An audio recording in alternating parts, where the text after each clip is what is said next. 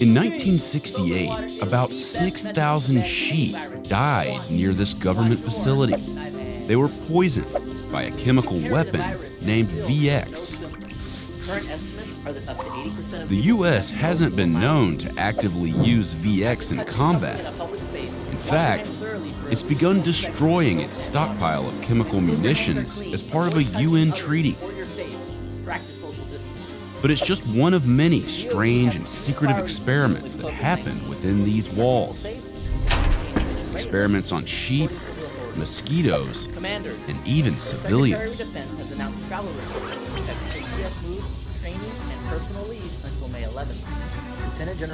About 85 miles southwest of Salt Lake City is the U.S. government's top-secret bioweapons lab.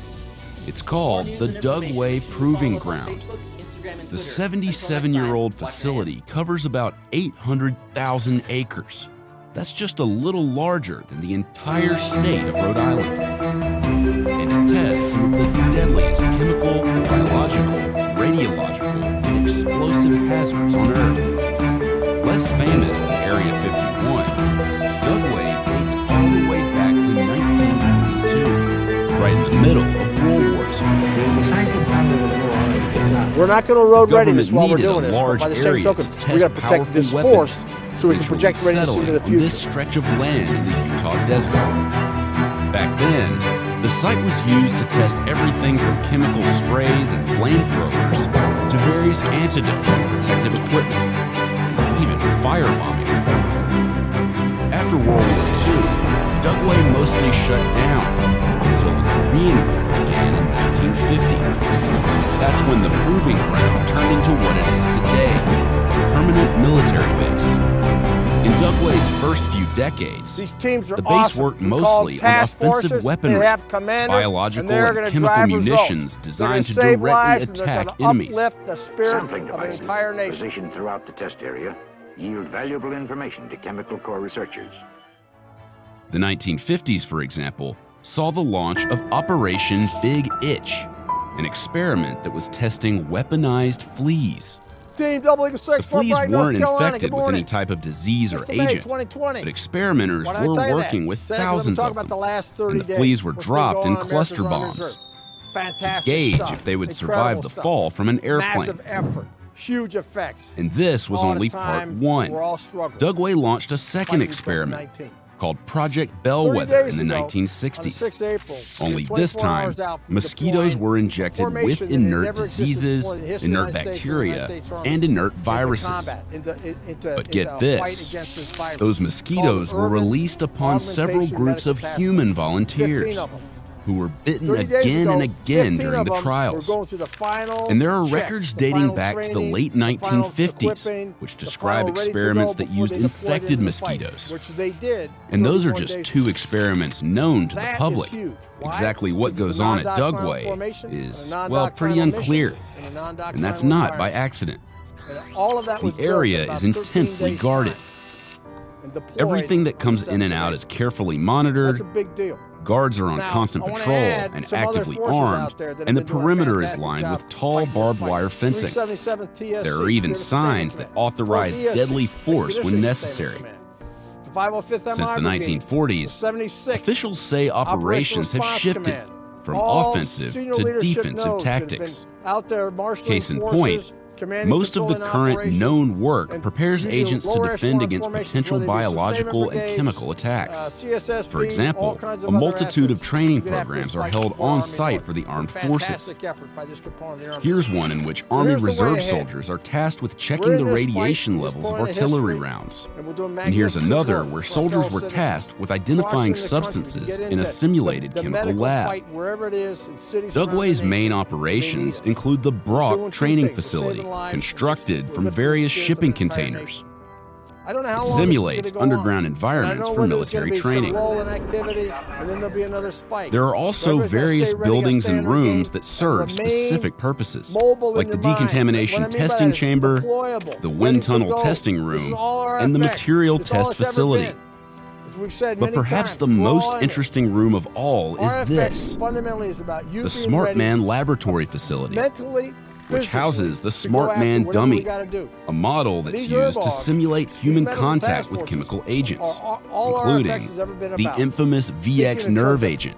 Creating new organizations. Specifically, the Smart Man helps the lab develop more effective individual protection respiratory equipment, essentially gas masks and the like. Can't tell you how proud you need to be of this team, this squad. This is your squad. A variety of chemists, chemical analysts, and technicians work on site. Team Double Eagle 6, and the use of airtight chambers and gas masks is not only common, but mandatory. Julie Lucky, and I got none other Despite all of this dangerous experimentation, the work done at Dugway hasn't always been properly contained. From a total force perspective, remember that sheep incident? That marked the start of a worrisome track record.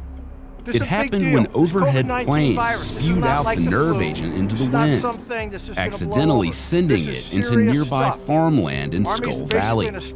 Within the next couple of days, farmers found thousands of sheep dead in their fields. The Army compensated the farmers and lent them bulldozers to bury the sheep. But the accident sparked a whole debate on the use of chemical weapons in warfare.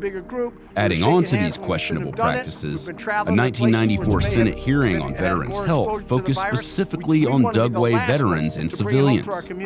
A report found that people at Dugway were exposed to biological and chemical simulants believed to be safe at the time, but that the Army had later stopped using many of them because they realized they were not as safe as previously believed. One veteran, who was accidentally sprayed in the face with the chemical DMMP in 1984, found himself wheezing and coughing the next day, symptoms that ended up lasting several weeks. Despite this, he was given only cough medicine and antibiotics by the Dugway Army Hospital. The Dugway Safety Office assured him that the chemical was safe, but by 1988, officials at Dugway had reevaluated the simulant's danger and were concerned it could cause cancer and kidney damage. In 2011, the facility slipped up again. It went on lockdown after workers lost a vial containing the VX nerve agent. Nobody was permitted to enter or exit the facility, not even the employees. And in 2016, the CDC and the Department of Defense launched a major investigation when a review team found that Dugway had been operating dangerously for several years without the government's knowledge. USA Today reported egregious failures by the facility's leadership and staff. The report singled out the head colonel in command at Dugway, Brigadier General William King. The Army's accountability investigation recognized King as unqualified, lacking the education and training to effectively oversee biosafety procedures crucial to Dugway's operation. The report admonished him, saying he repeatedly deflected blame and minimized the severity of incidents. It even says King fails to recognize how serious the incidents truly were. And how serious were the incidents exactly? Well, under King's command, the facility mistakenly shipped live anthrax to other labs, and not just once, but multiple times, for over a decade. That same report revealed that workers had been regularly and deliberately manipulating data in important records. Records meant to verify that pathogens being transported elsewhere were killed and safe for researchers to handle without protective gear. Still, the facility's shady past, secretive operations, and intense surveillance have captured the attention and skepticism of some closer observers, including several conspiracy theorist groups. There are suggestions that the facility is the new Area 51, and the local community has raised their own questions about the facility's operations. Dugway was even featured in an episode of the History Channel's UFO Hunters, in which local residents and UFO watchers were interviewed and footage from the area was examined. It's hard not to wonder, when you live in close proximity to such a restricted landscape. Despite these theories, Dugway has expressed a desire to be more transparent, and representatives have said the facility wants to be more a part of the local community by better informing citizens about what exactly goes on there. So far, they've delivered some on that. The facility has its own events page, which lists several events open to the general public and the local Utah community. This year, they're hosting a trail race on the facility grounds. Certainly, today's Dugway is a far cry from the 1940s Dugway, which was entirely closed off to the public. But despite the shift in the level of secrecy, much of Dugway's testing remains classified, preserving the skepticism and mysteriousness surrounding the facility. In overseeing and supervising our soldiers to make sure we're treating each other with dignity and a sense of mutual respect. We're treating each other the way we as professionals would like to be treated. All right, one other thing I want to talk about real quick, retaliation. A lot of people get concerned about the possibility if they come forward and say something, and there's a number of different ways to report. So if you're a potential victim or feel you may be a victim, I encourage you to come forward and let leadership know. And failed attempt to storm the largest NATO base in southern Afghanistan. Several coalition troops were wounded. The Taliban finances much of its operations by selling opium, which is grown from poppies, which are right now being harvested. So here's the question: why are American troops now helping Afghan farmers grow that opium? Nick Schifrin reports from Afghanistan on a controversial new policy. In western Kandahar, poppy farmers score, kill, harvest their crop, and the Americans do nothing to stop them.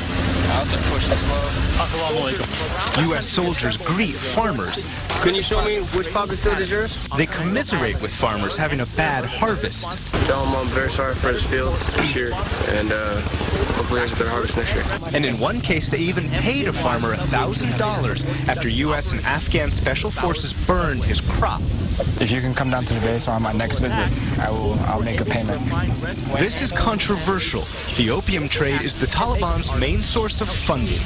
Around here, this poppy isn't only a plant, it's the very basis of the economy here. Poppy grows everywhere in this area, and most of the farmers base their entire income for the entire season on this harvest. And that's why soldiers ignore and encourage the farmers. If the U.S. burned their crop, farmers would blame the U.S. for their poverty and turn toward the Taliban. I'm not going to lie to you, this farmer says. If my poppy were destroyed, I would be very angry. If we secure them having a good harvest, now they're going to get paid for all their hard work, and then we can deal with the trafficking afterwards. And that is the new U.S. policy. After farmers get paid, try to capture drug traffickers. These troops have confiscated 10,000 pounds of opium before the profit reached the Taliban. One day the U.S. hopes to convince farmers to choose legal crops. Until then, the seeds of the insurgency will continue to grow in these fields. Nick Schifrin, ABC News, Kandahar. And beyond, so we're looking at hospitals also as part of the package. And we'll see how that all comes out. But a lot of good things are happening, some very good negotiations. Just got off the phone with the Secretary of the Treasury, and we have some very good negotiations going on right now. And I think you could have a nice answer tomorrow, but we'll see. America continues to make steady progress in our war against the virus. As of today, we've tested 4.18 million Americans. That's a record anywhere in the world. The United States has now conducted more total tests than all of the following nations combined: France, the United Kingdom, South Korea, Japan, Singapore, India, Austria, Australia, Sweden, and Canada. And our testing is expanding very rapidly by millions and millions of people. So we've done more testing than all of these countries combined: France, United Kingdom, South Korea, Japan, Singapore, India, Austria, and Australia, Sweden, and Canada. That's something, right? We're doing a great job. This team is an incredible team. And that includes Army Corps of Engineers, a lot of our military people, our admirals, our generals. One of our great admirals here has done an incredible job. You haven't slept too much in the last 2 months either. Look at them.